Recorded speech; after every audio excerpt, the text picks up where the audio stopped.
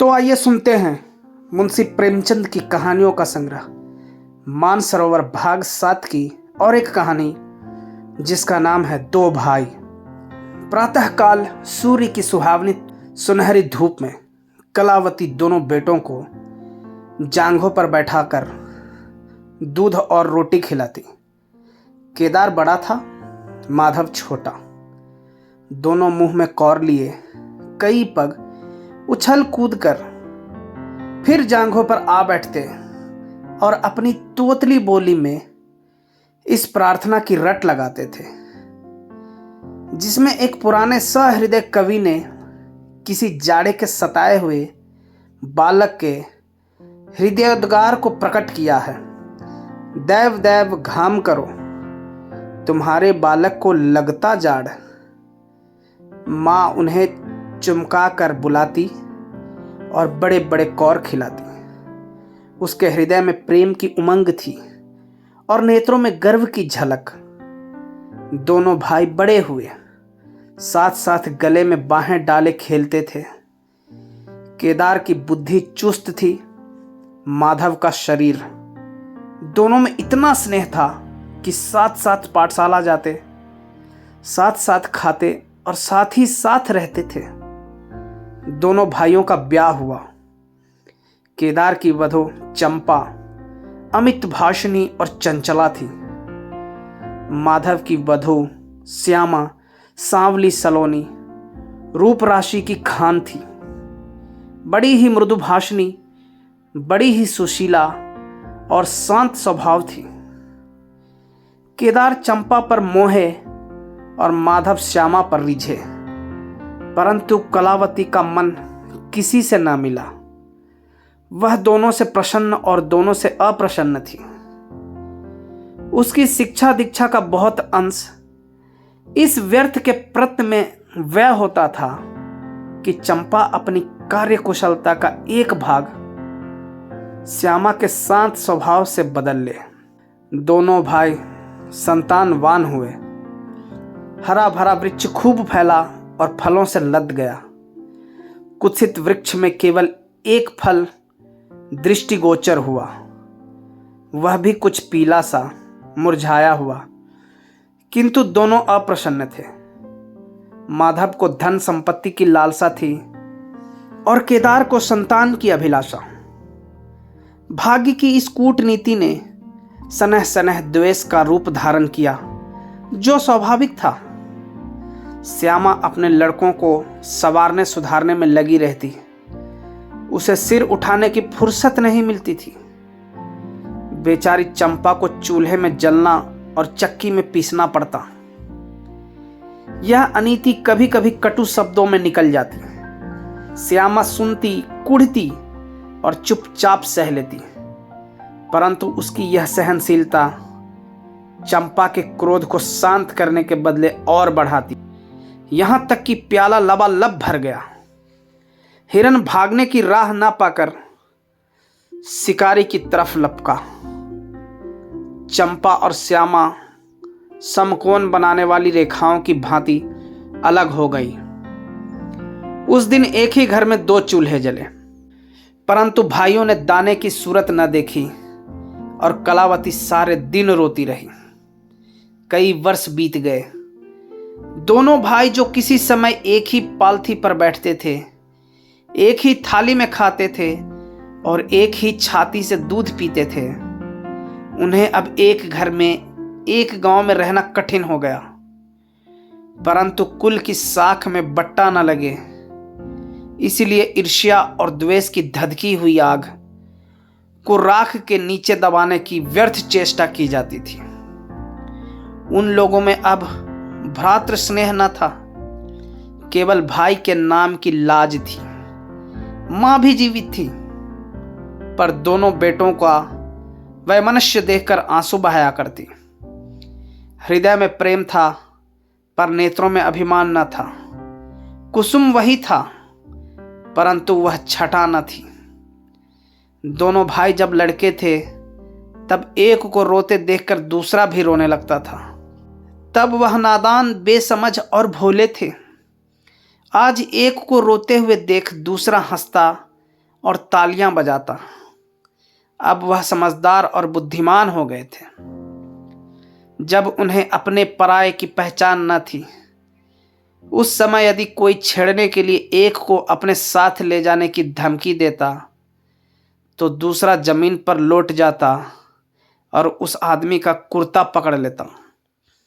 अब यदि एक भाई को मृत्यु भी धमकाती तो दूसरे के नेत्रों में आंसू न आते। अब उन्हें अपने पराये की पहचान हो गई थी। बेचारे माधव की दशा शोचनीय थी।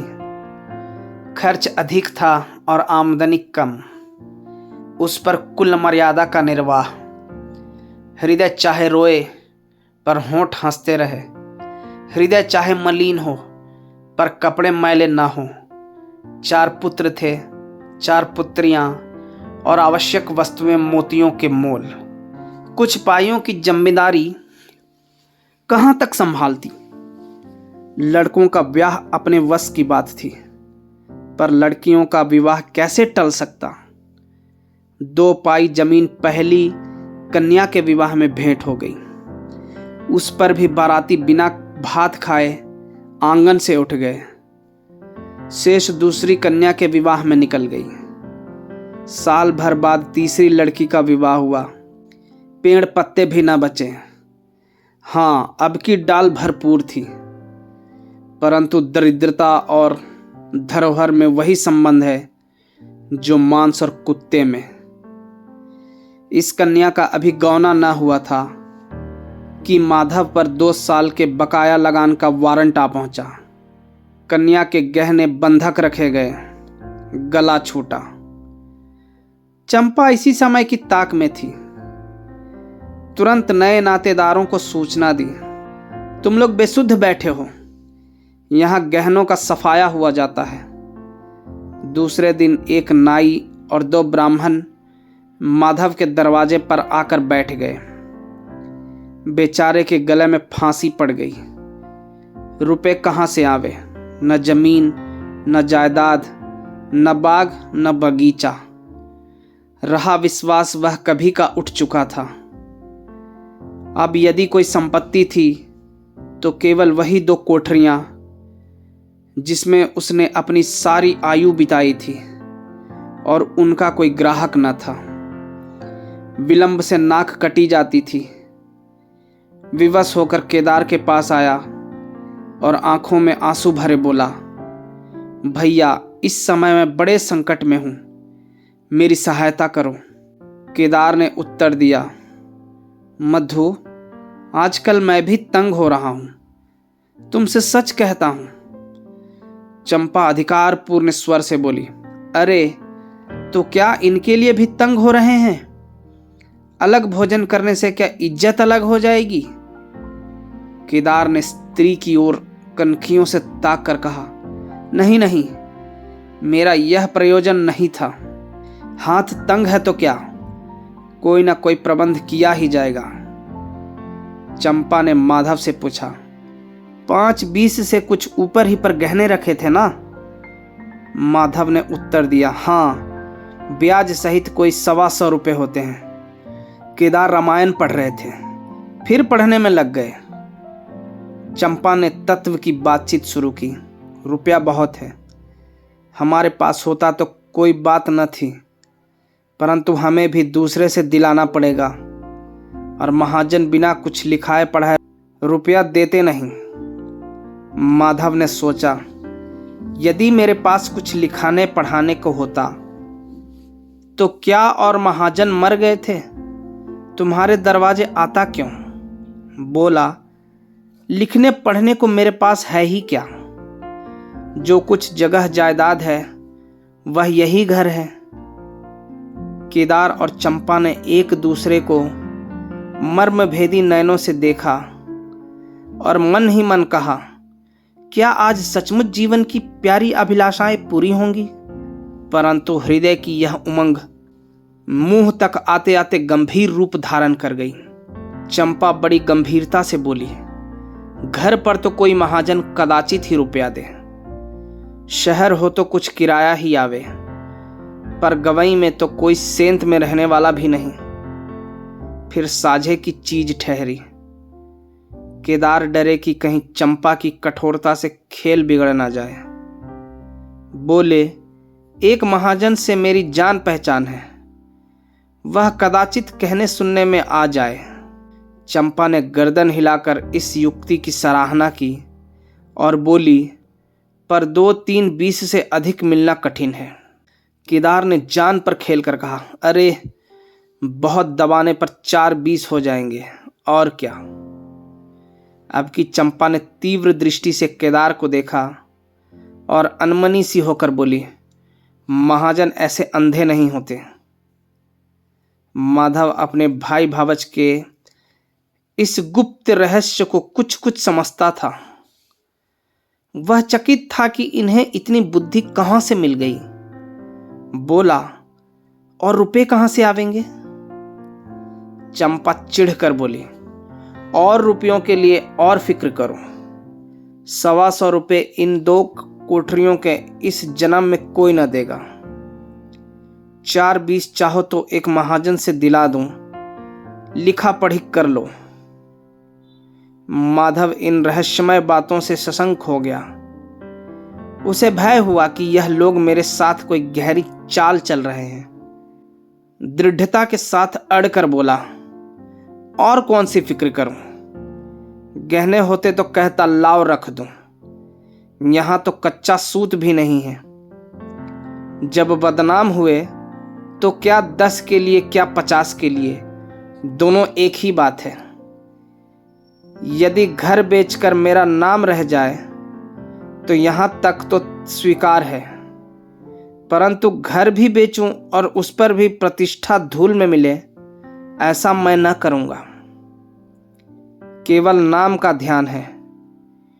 नहीं, एक बार नहीं कर जाऊं तो मेरा कोई क्या करेगा। और सच पूछो तो मुझे अपने नाम की कोई चिंता नहीं है।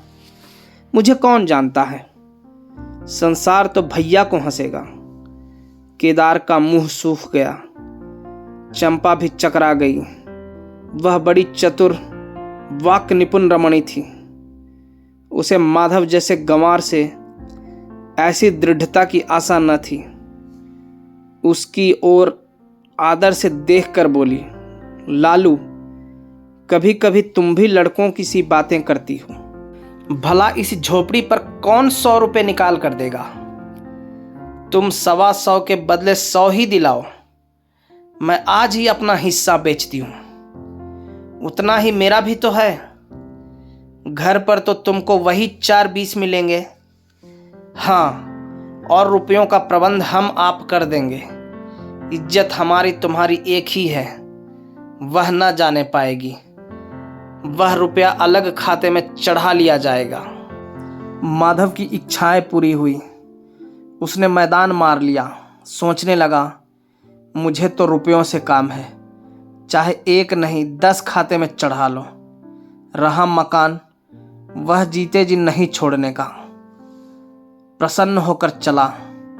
उसके जाने के बाद केदार और चंपा ने कपट भेष त्याग दिया और बड़ी देर तक एक दूसरे को इस कड़े सौदे का दोषी सिद्ध करने की चेष्टा करते रहे। अंत में मन को इस तरह संतोष दिया कि भोजन बहुत मधुर नहीं, किंतु भर कठौता तो है। घर, हाँ, देखेंगे कि श्यामा रानी इस घर में कैसे राज करती है। केदार के दरवाजे पर 2 बैल खड़े हैं। इनमें कितनी संघ शक्ति, कितनी मित्रता और कितना प्रेम है। दोनों एक ही जुए में चलते हैं। बस इनमें इतना ही नाता है। किंतु अभी कुछ दिन हुए जब इनमें से एक चंपा के मैके मंगनी गया था तो दूसरे ने 3 दिन तक नाद में मुंह नहीं डाला। परंतु शोक, एक गोद के खेले भाई, एक छाती से दूध पीने वाले आज इतने बेगाने हो रहे हैं कि एक घर में रहना भी नहीं चाहते। प्रातःकाल था। केदार के द्वार पर गांव के मुखिया और नंबरदार विराजमान थे। मुंशी दाता दयाल अभिमान से चारपाई पर बैठे रेहन का मसवीदा तैयार करने में लगे थे। बार बार कलम बनाते और बार बार खत रखते, पर खत की शान न सुधरती थी। केदार का मुखारविंद विकसित था और चंपा फूली नहीं समाती थी। माधव कुम्हलाया और मलान था। मुखिया ने कहा, भाई ऐसा हित न भाई ऐसा शत्रु। केदार ने छोटे भाई की लाज रख ली। नंबरदार ने अनुमोदन किया, भाई हो तो ऐसा हो। मुख्तार ने कहा, भाई सपूतों का यही काम है। दाता दयाल ने पूछा, रेहन लिखने वाले का नाम? बड़े भाई बोले, माधव वल्द शिवदत्त। और लिखाने वाले का? केदार वल्द शिवदत्त। माधव ने बड़े भाई की ओर चकित होकर देखा। आंखें डबडबा आईं। केदार उसकी ओर देख न सका। नंबरदार, मुखिया और मुख्तार भी विस्मित हुए। क्या केदार खुद ही रुपया दे रहा है? बातचीत तो किसी साहूकार से की थी। जब घर ही में रुपया मौजूद है तो इस रहननामे की आवश्यकता ही क्या थी? भाई भाई में इतना अविश्वास! अरे राम राम, क्या माधव 80 रुपये का भी महंगा है? और यदि दबा ही बैठता तो क्या रुपये पानी में चले जाते? सभी की आंखें सैन द्वारा परस्पर बातें करने लगी। मानो आश्चर्य की अथाह नदी में नौकाएं डगमगाने लगी।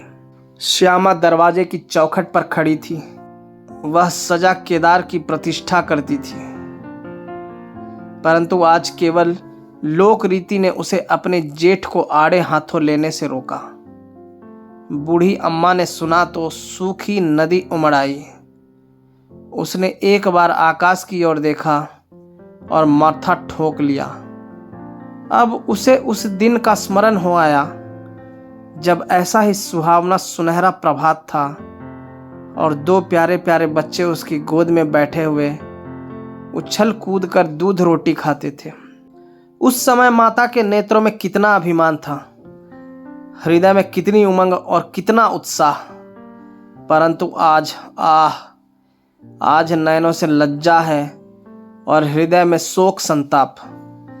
उसने पृथ्वी की ओर देखकर कातर स्वर में कहा, हे नारायण, क्या ऐसे पुत्रों को मेरे ही कोख में जन्म लेना था? धन्यवाद।